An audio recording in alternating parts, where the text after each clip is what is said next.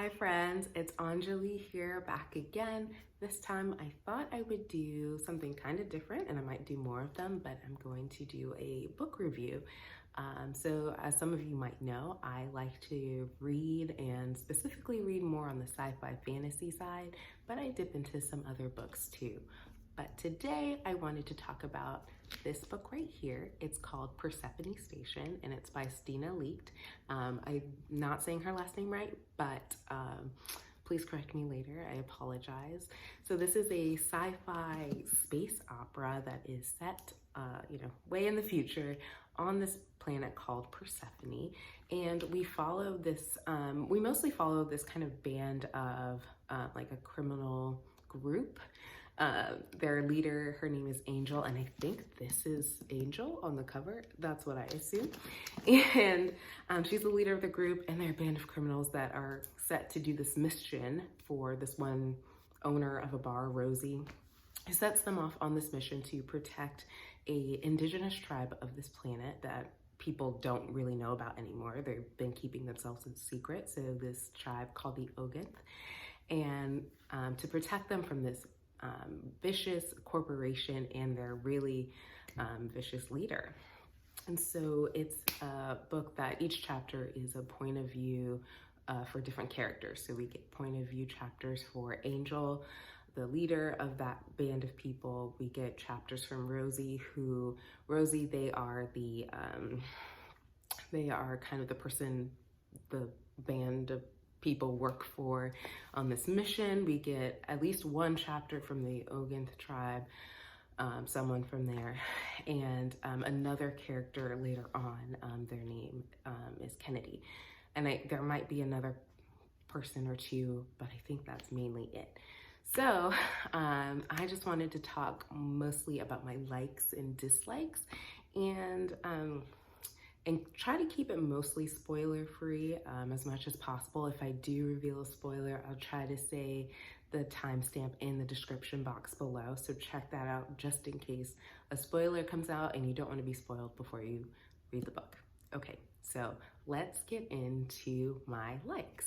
Okay, so for my likes, the first thing I was immediately drawn to was this cover, as you saw earlier, but it's stunning. I was walking around a local bookstore in St. Pete and I just saw this on the shelf and I was like, okay, I think I'm getting this. I'm not sure what it's about. Let me just check, but it looked really good. So I can't remember the name of the artist who drew this, so I might try to find that out later, but I mean, it's amazing. It catches your eye. I know you're not supposed to judge a book by its cover, but sorry, I had to, and I'm glad I did. My second thing that I really loved about this book is that it is centered and focused around the characters are female or non-binary characters. You don't get a POV chapter from a man. The men aren't really like the central focus.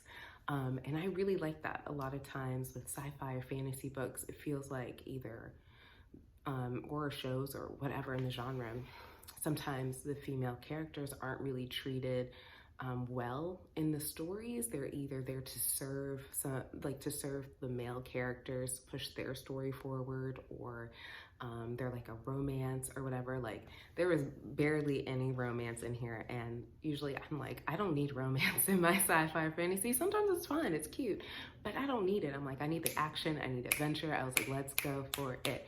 So I really loved them. Everyone's badass. And the characters were very diverse in kind of their lineage.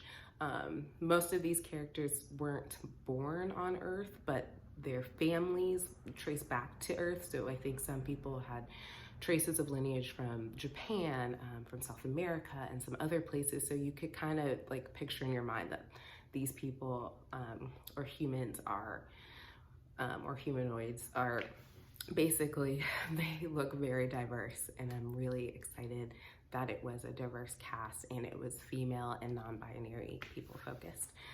The last thing that I actually really liked was we spend a lot of time on like the Oganth and kind of their territory where they decided to separate themselves from everybody else and kind of keep themselves a secret.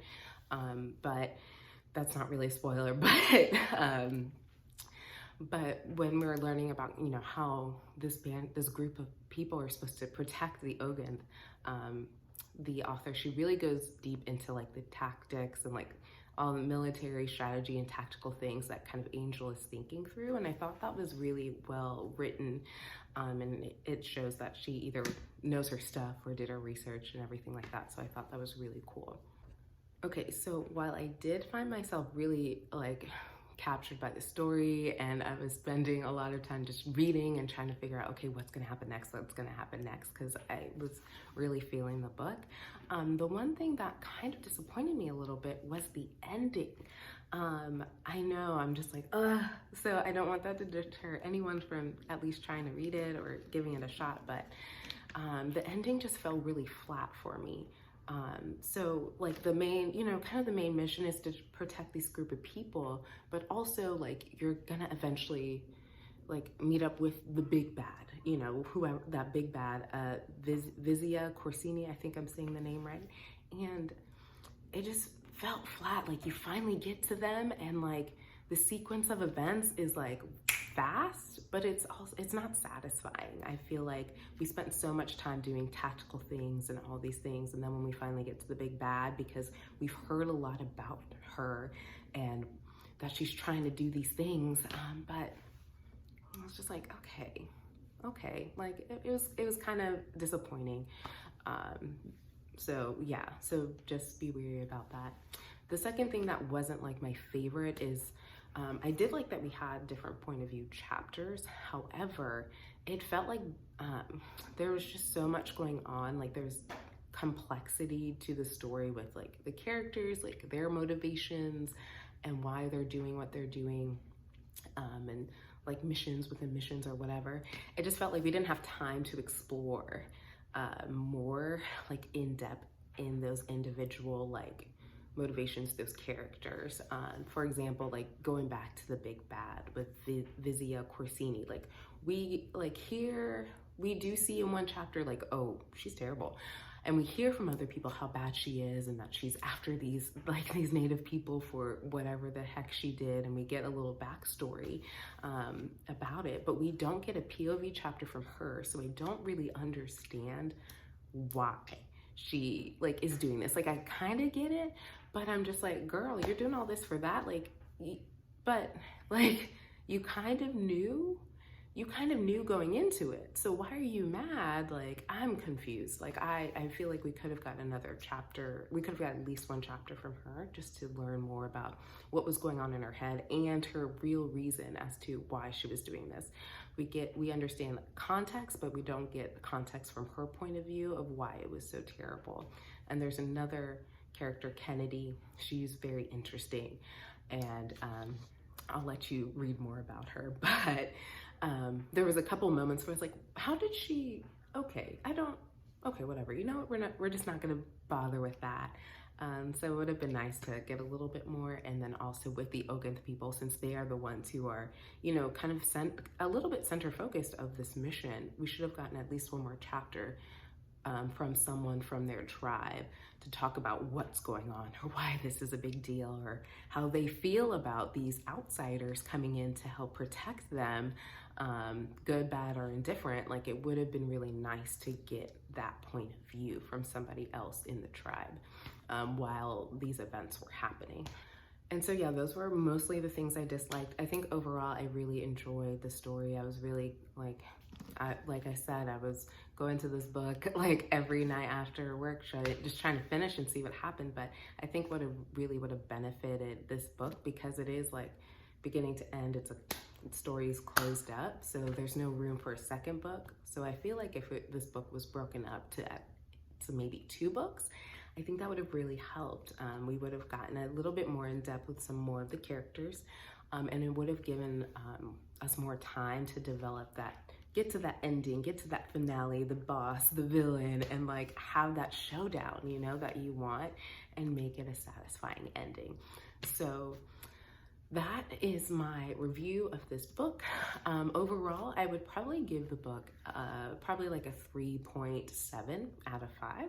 I think it was pretty decent. I like all the positives that I mentioned before, with it being very focused and centered around female and non-binary characters, very action-driven, and like attention to detail for certain areas. I really loved it, and it's something that I haven't seen yet. I don't read all the time, so there's probably books that I'm missing, but this was something new in kind of my collection.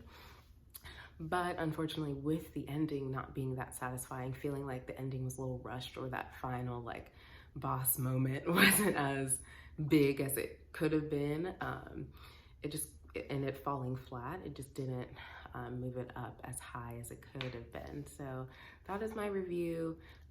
Definitely check it out and read it and let me know what you think. If you have already read the book, I would love to know your thoughts. If you agree, disagree with me about it, let me know in the comments. And let me know if there's any other books that you think I would like to read and review on here. So thank you so much for listening, and I will be back with another book review, hopefully sometime soon. All right, guys, have a great day. Bye.